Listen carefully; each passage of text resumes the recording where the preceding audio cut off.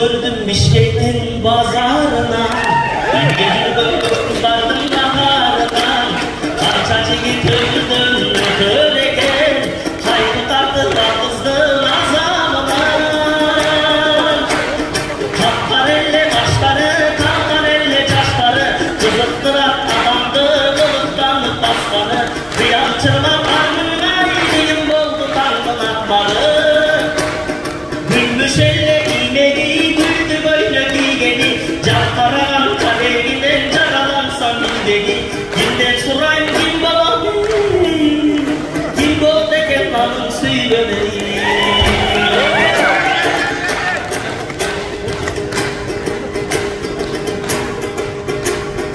Alsuğu beliminden baskanına, düşkündöy Alatoğlu'nun asmanına, kanday jigit aldынан bosor eken, ısık koydun kulağını aktanından. Aktaganlar beşene, anda saat beşene, Jönjay surat bol uçanay jönöp ketti tezdene, Joluk dolu pekzatey, joluk tandı soşol özene.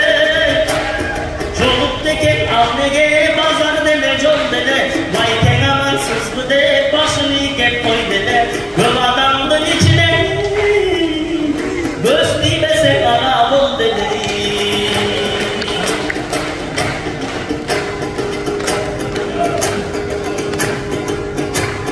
Haval timal 18 Kur'an'ında, kalar deken gök jigittin ulağında, jolun karap jürömün oşol boydum, jol izlegen joloçusu yanında.